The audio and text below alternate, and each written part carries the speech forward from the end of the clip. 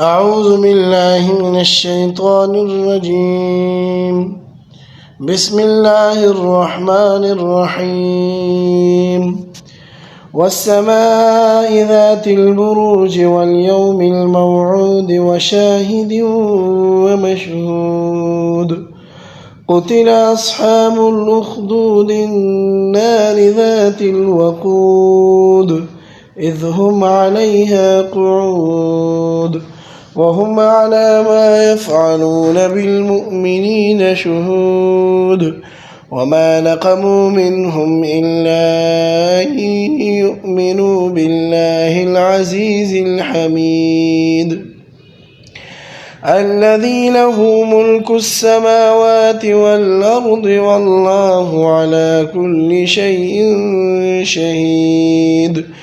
إن الذين فتنوا المؤمنين والمؤمنات ثم لم يتوبوا فلهم عذاب جهنم ولهم عذاب الحريق. إن الذين آمنوا وعملوا الصالحات لهم جنات تجري من تحتها الأنهار ذلك الفوز الكبير. إن بطش ربك لشديد إنه هو يبدئ ويعيد وهو الغفور الودود ذو العرش المجيد فعال لما يريد.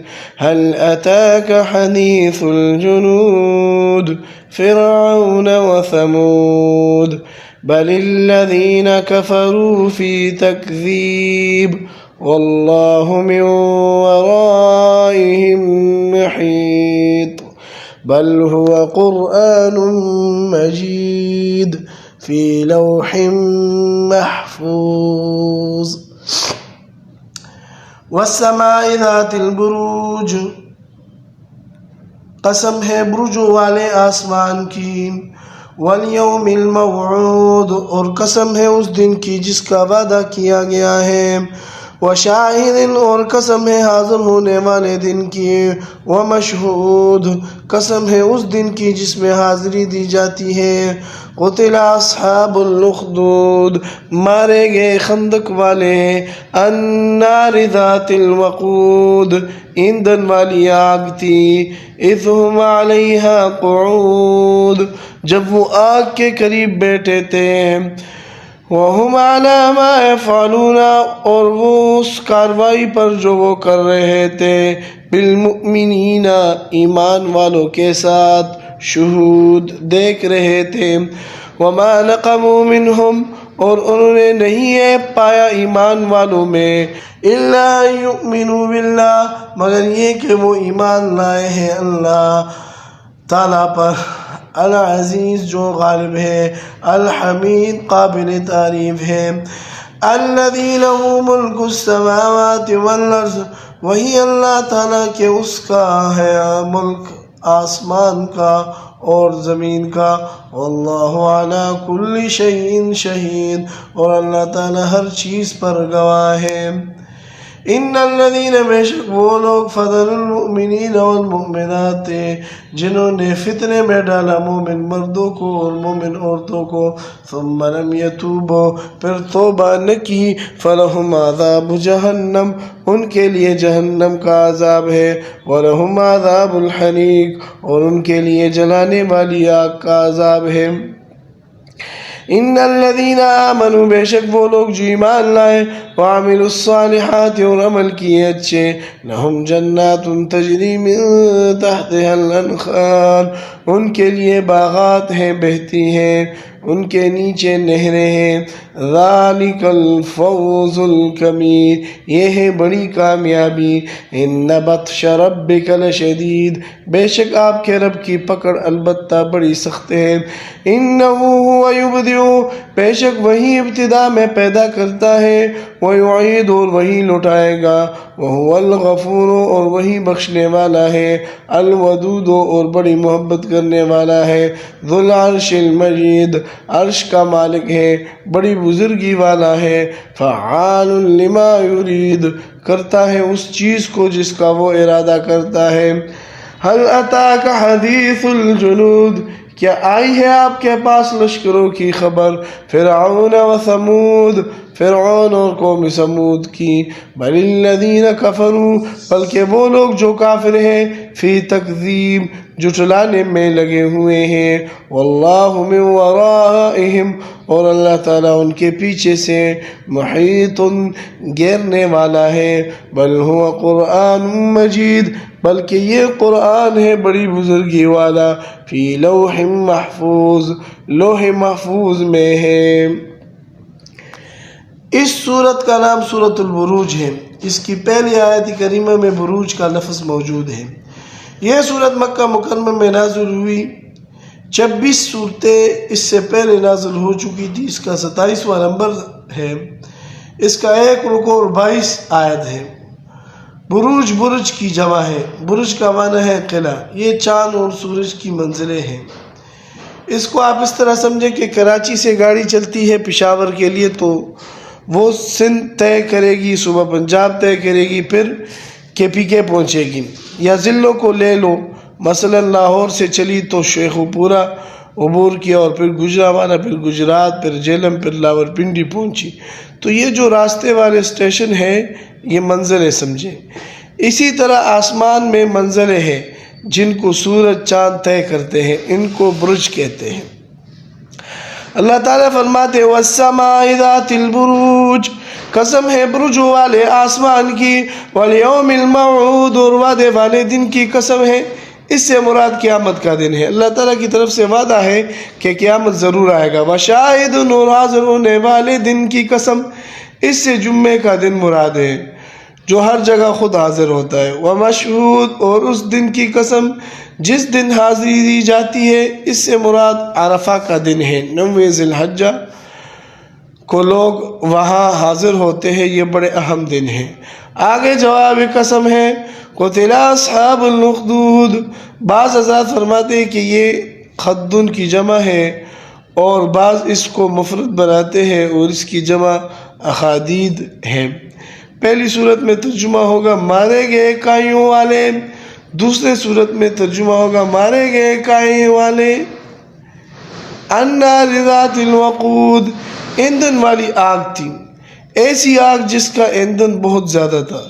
اذ ہم علیہا قعود، قعود قاعدن کی جمع ہے، قاعدن کا معنی بیٹھنے کے آتے ہیں۔ وہم علی ما یفعلون، اور وہ اس کاروائی پر جو وہ کر رہے تھے، بالمؤمنین، ایمان والوں کے ساتھ، شہود دیکھ رہے تھے۔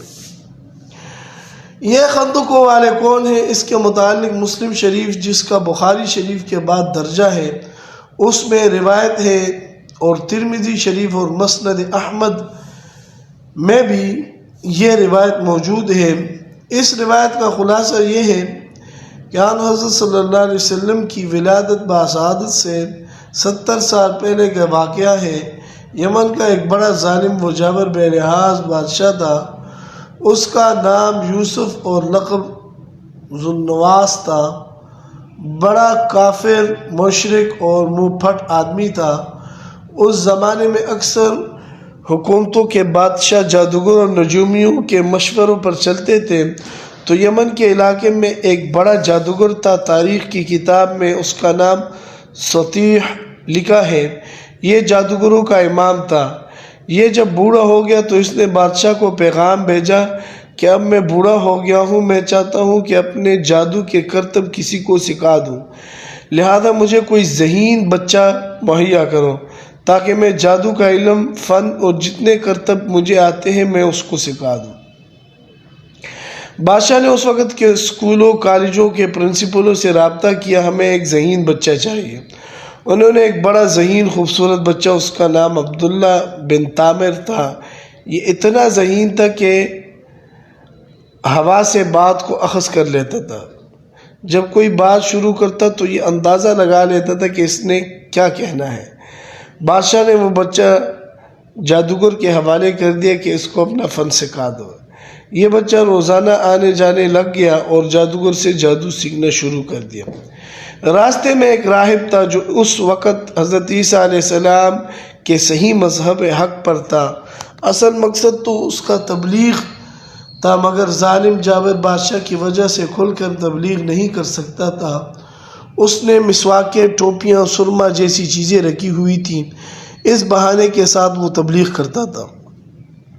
یہ راہب اس بچے کو آتے جاتے دیکھ رہا تھا۔ ایک دن اس کو بلا کر کہا، برخوردار، میں روزانہ تجھے دیکھتا ہوں، کہاں آتے جاتے ہو؟ لڑکے نے بتایا کہ ایک بہت بڑا جادوگر ہے، مجھے والدین اور حکومت وقت نے اس سے جادو سیکھنے کے لیے مقرر کیا ہے، میں اس کے پاس جادو سیکھنے کے لیے جاتا ہوں۔ راہب نے بڑی نرمی کے ساتھ اس کو توحید سنائی اور رسالت اور قیامت کا سبق دیا۔ چونکہ بچے کا ذہن صاف تھا، راہب کی باتیں اس کے ذہن میں بیٹھ گئی اور وہ بچہ مسلمان ہو گیا۔ بعد نخواستہ جادوگر کے پاس بھی جاتا رہا، کیونکہ مجبور تھا، مگر زیادہ وقت راہب کے پاس گزارتا تھا۔ کافی دین سیکھ لیا اور پختہ ذہن کا ہو گیا۔ ایک دن یہ واقعہ پیش آیا کہ کسی موذی جانور، شیر یا اژدہے نے راستہ روک رکھا تھا، جس کی وجہ سے لوگوں کا گزر محال تھا۔ لوگ پریشان تھے اور اس جانور کو مار نہ سکے۔ اس لڑکے نے بڑا پتھر ہاتھ میں لے کر دعا کی، اے اللہ، اگر راہب کا دین سچا ہے تو میرے اس پتھر سے یہ موذی جانور ہلاک ہو جائے۔ چنانچہ اس کے پتھر سے وہ جانور ہلاک ہو گیا، اور اس کرامت کی وجہ سے وہ لڑکا بڑا مشہور ہو گیا۔ اس کے پاس ایک نابینا آدمی آیا اور درخواست کی کہ میری آنکھیں ٹھیک کر دو۔ لڑکے نے کہا، توبہ توبہ، آنکھیں دینا رب کا کام ہے، میرا نہیں۔ راہب کے پاس گیا، اس نے کہا کہ میں بھی دعا کرتا ہوں، تم بھی دعا کرو۔ چنانچہ اللہ تعالیٰ نے اس کو آنکھیں واپس کر دی، کیونکہ وہ پہلے بینا تھا، بعد میں آنکھیں ضائع ہو گئی تھی۔ اللہ تعالیٰ نے دعا قبول فرمائی، وہ بینا ہو گیا۔ اب اس کا اور زیادہ چرچا ہوا۔ ظالم بادشاہ تک یہ خبر پہنچی تو اس نے تینوں کو طلب کر لیا اور ان کو خاصا ڈرایا دھمکایا کہ میں تمہیں سزا دوں گا۔ انہوں نے کہا کہ ہمارا جرم و قصور کیا ہے؟ ہم صرف رب کی ذات پر ایمان رکھتے ہیں اور وقت کے نبی پر ایمان رکھتے ہیں۔ اس نے کہا، میں نہیں جانتا۔ چنانچہ اس نے راہب اور جو اس کی دعا سے بینا ہو گیا تھا، دونوں کو قتل کر دیا اور لڑکے کے بارے میں حکم دیا کہ اس کو پہاڑ پر لے جاؤ، اگر یہ اپنا دین چھوڑ دے تو اس کو چھوڑ دینا، ورنہ پہاڑ کی چوٹی سے نیچے گرا دینا۔ جب اس کو چوٹی سے نیچے گرانے لگے تو رب تعالیٰ کے فرشتوں نے ان سب کو پکڑ کر نیچے گرا دیا۔ وہ سارے ختم ہو گئے اور لڑکا صحیح سالم واپس آ گیا۔ بادشاہ کو اطلاع ہوئی کہ لڑکا تو نہیں مرا، پبلک کافی مر گئی۔ بادشاہ کو بڑا رنج ہوا اور اس نے حکم دیا کہ لڑکے کو کشتی میں سوار کر کے گہرے پانی میں لے جا کر ڈبو دو، اس کو سمندر میں گرا کر کشتی واپس لے آؤ۔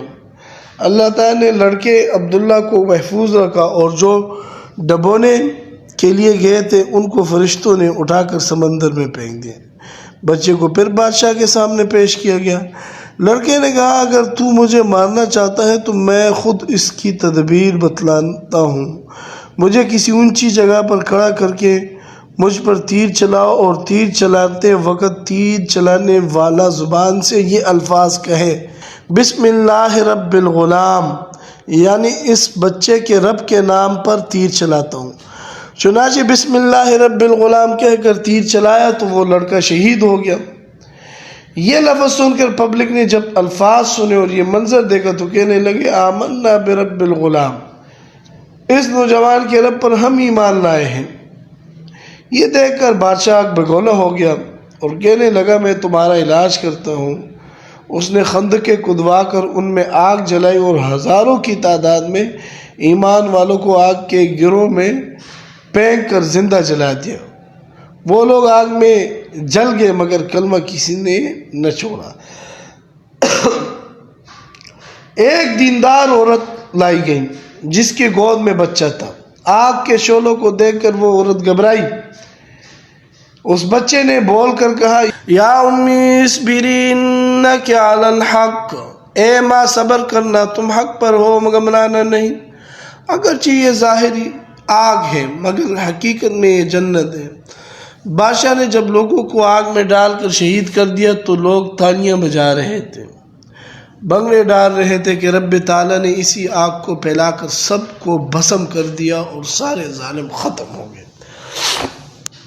اللہ تعالیٰ فرماتے ہیں وَمَا نَقَمُوا مِنْهُمْ، اور انہوں نے نہیں ہے پایا ایمان والوں میں إِلَّا أَن يُؤْمِنُوا بِاللَّهِ، مگر یہ کہ وہ ایمان لائے اللہ تعالیٰ پر، العزیز الحمید، جو غالب ہے قابل تعریف ہے۔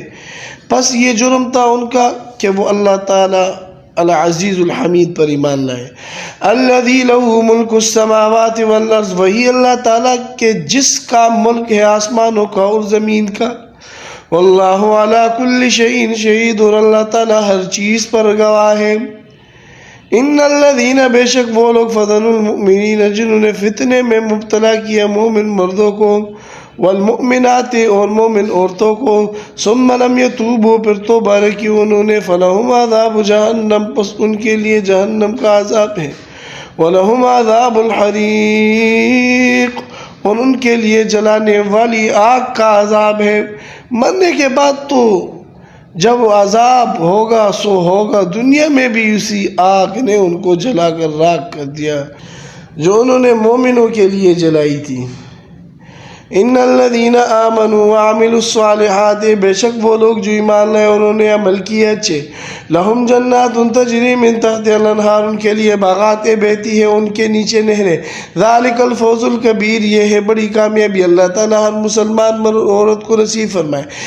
ان بطش ربک لشدید، بے شک آپ کے رب کی پکڑ بہت سخت ہے۔ ظالم چاہے جتنا ظلم کر لے، کتنا عرصہ کر لے گا، یقیناً ایک دن رب تعالیٰ کی پکڑ میں آئے گا، پھر اس کی جان نہیں چھوٹے گی۔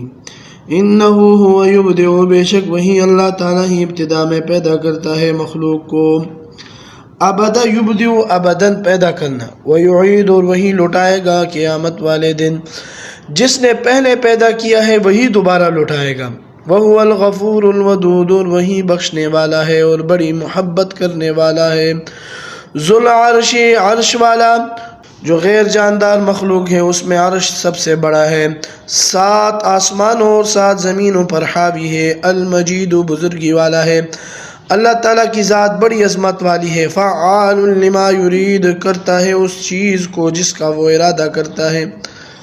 اللہ تعالیٰ کے ارادے کو کوئی ٹال نہیں سکتا۔ اللہ تعالیٰ فرماتے ہیں کہ یہ واقعہ تو تم نے سن لیا ہے کہ ظالموں نے ظلم کیا اور اللہ تعالیٰ نے ان کا بیڑا غرق کر دیا۔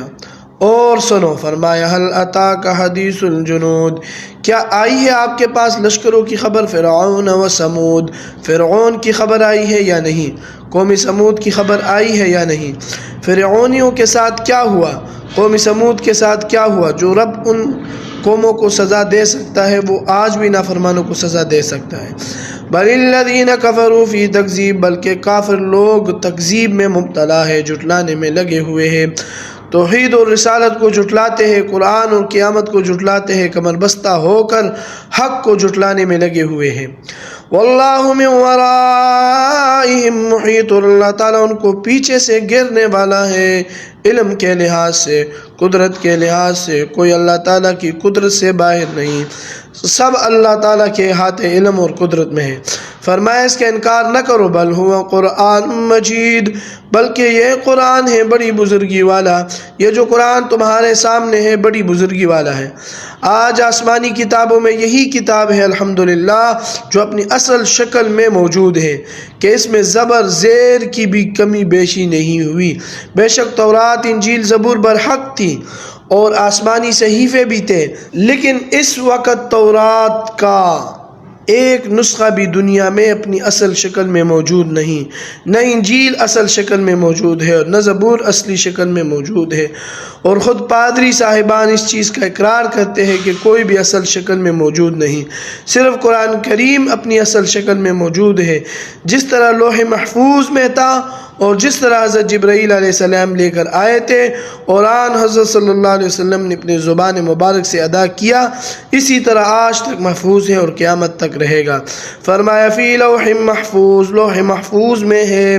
وہاں سے حضرت جبرائیل علیہ السلام کی وساطت سے آن حضرت صلی اللہ علیہ وسلم پر نازل ہوا، اور آپ صلی اللہ علیہ وسلم نے صحابہ کرام رضوان اللہ علیہم اجمعین کے حوالے کیا، اور صحابہ کرام رضی اللہ عنہم کی وساطت سے دنیا کے کونے کونے میں پہنچا۔